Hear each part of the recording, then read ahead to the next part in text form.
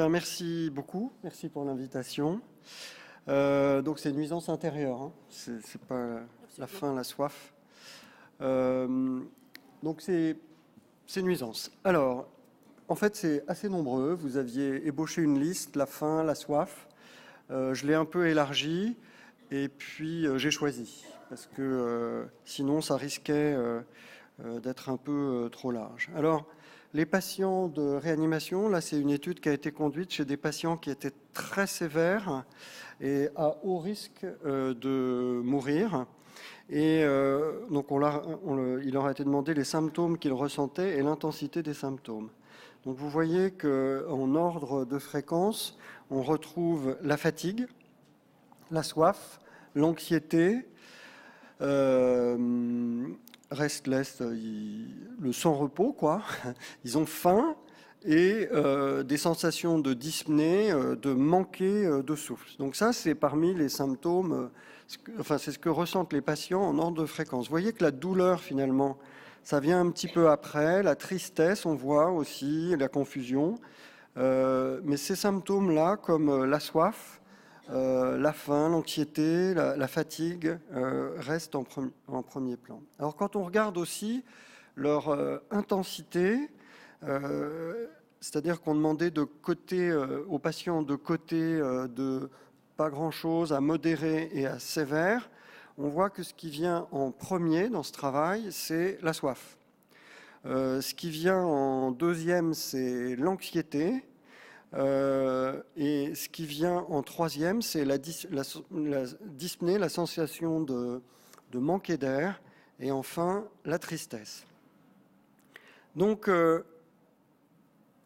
voilà, il y a des tentatives actuellement, en particulier en France. Pierre Calfon de Chartres travaille là-dessus, sur développer des questionnaires pour évaluer quantitativement, de façon globale, le niveau d'inconfort des patients. Pour le moment, il n'y a pas de résultat définitif sur ce sujet. L'étude, je ne sais pas si elle est en cours ou terminée, ou je ne sais pas, oui, je crois qu'elle est terminée. Mais je vais m'intéresser aux symptômes les uns après les autres, plus aux échelles d'inconfort global. Alors le premier symptôme, dont les patients souffrent le plus souvent et souffrent de façon le plus importante, il y a une étude qui a évalué l'impact d'une procédure pour réduire ce symptôme et donc améliorer la qualité de vie, le mieux vivre des patients pendant leur séjour en réanimation. Elle a été publiée par Kathleen Pointillot en 2014 et vous voyez que cette étude, c'est hyper simple.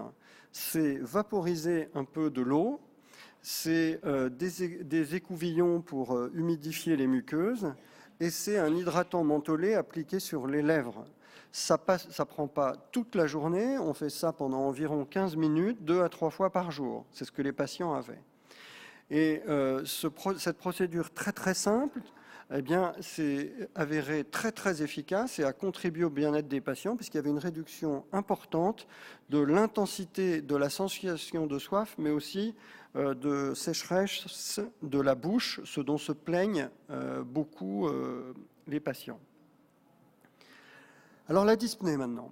La dyspnée, c'est assez rigolo parce que les malades, ils viennent en réanimation et on a l'impression qu'à la première seconde, de la première minute, de la première heure de leur séjour, on a réglé le problème, quoi. C'est-à-dire que je parle quand ils sont intubés. Quand ils ne sont pas intubés, on peut imaginer que c'est plus long, plus progressif, etc.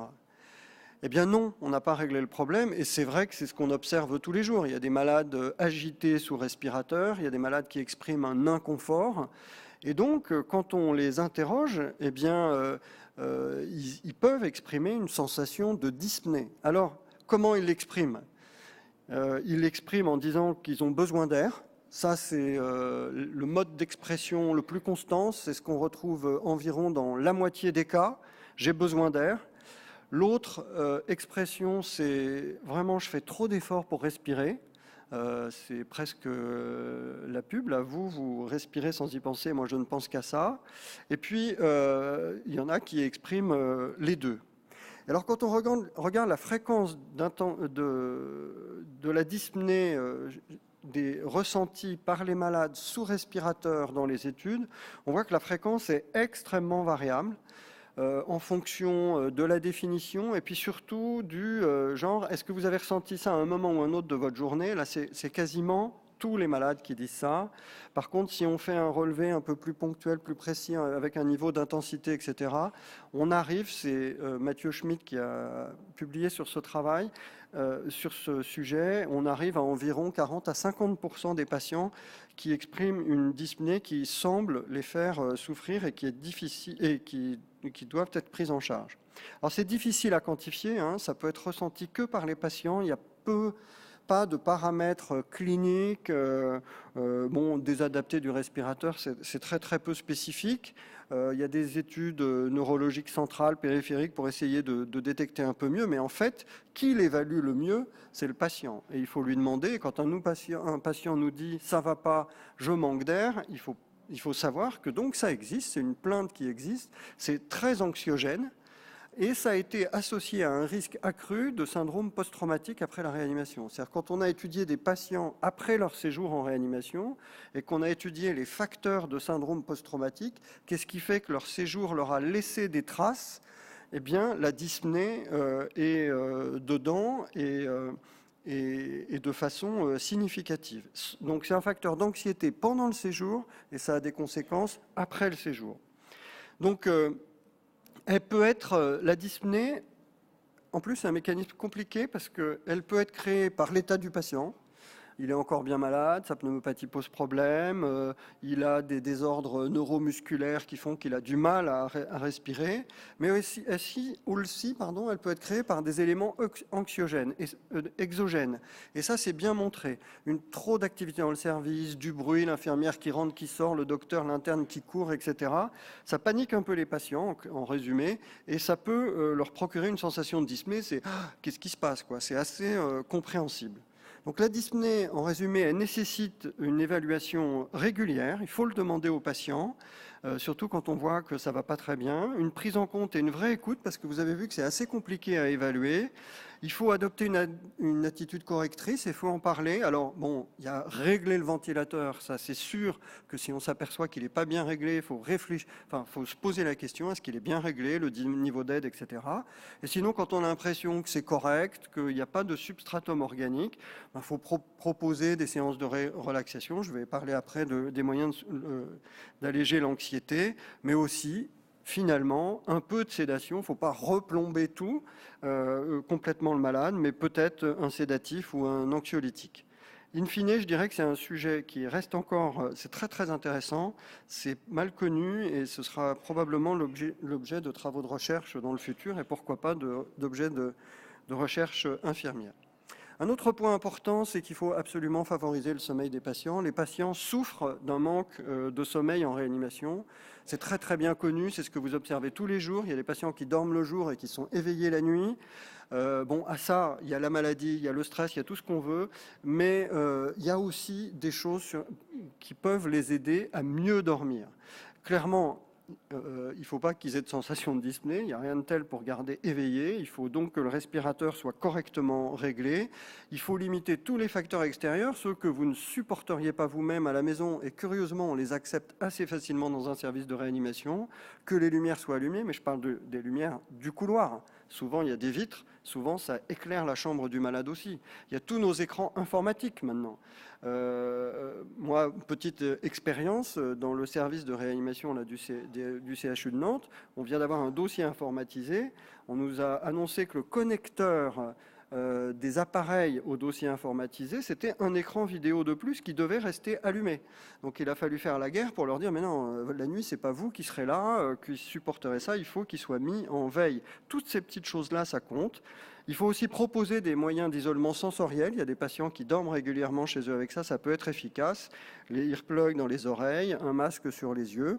Il faut évidemment prendre en compte la douleur, ça peut être une des causes d'insomnie.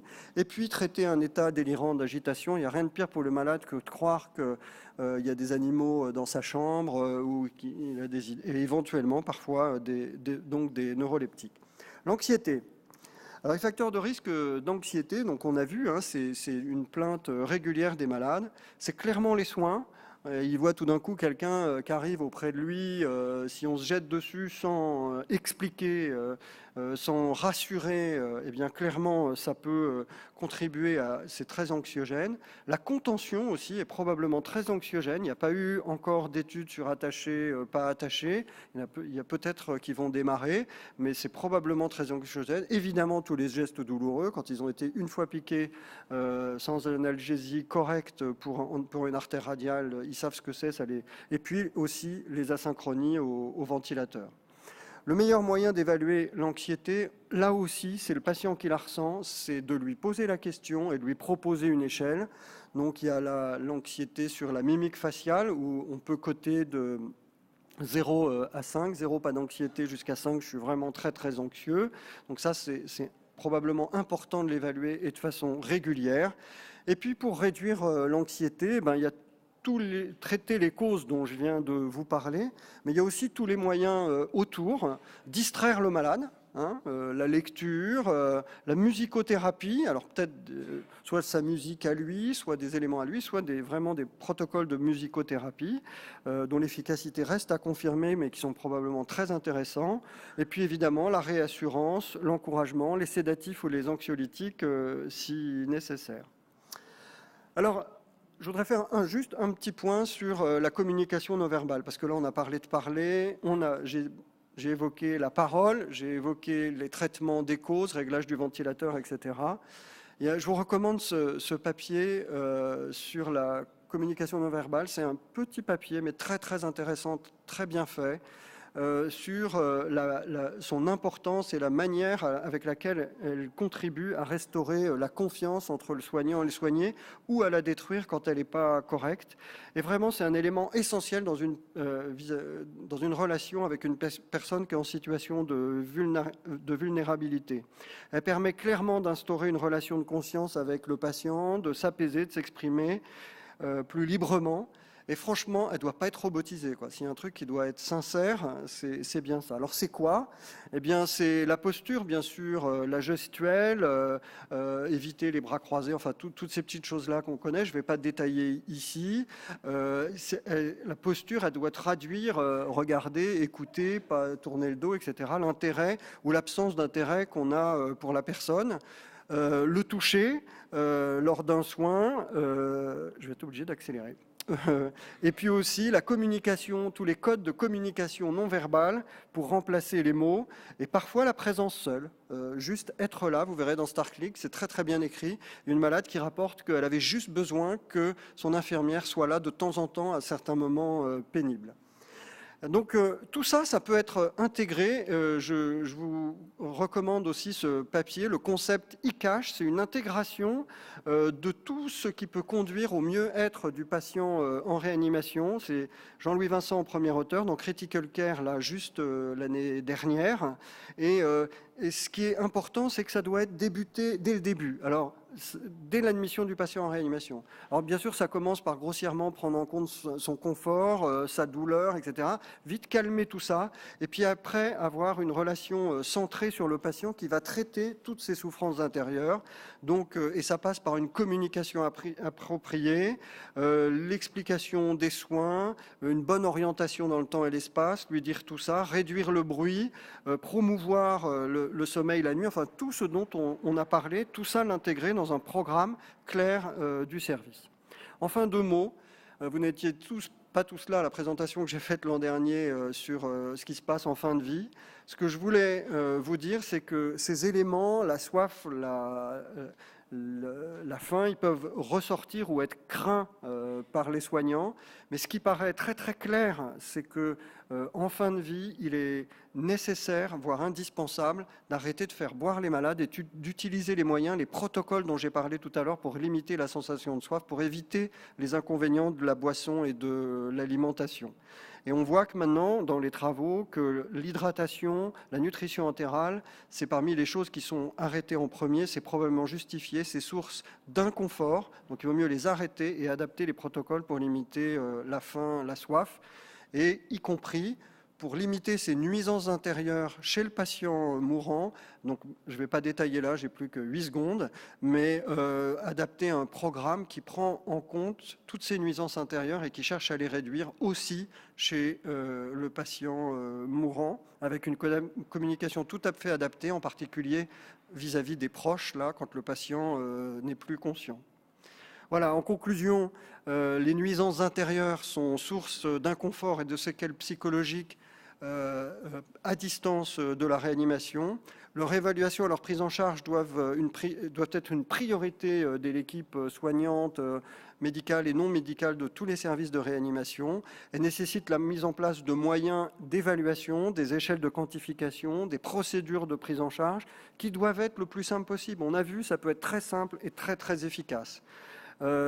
Et toute une culture du bien-être dans les services, incluant en particulier aussi une communication optimale entre tous, entre les soignants, les soignés, les proches, etc. Voilà, je vous remercie.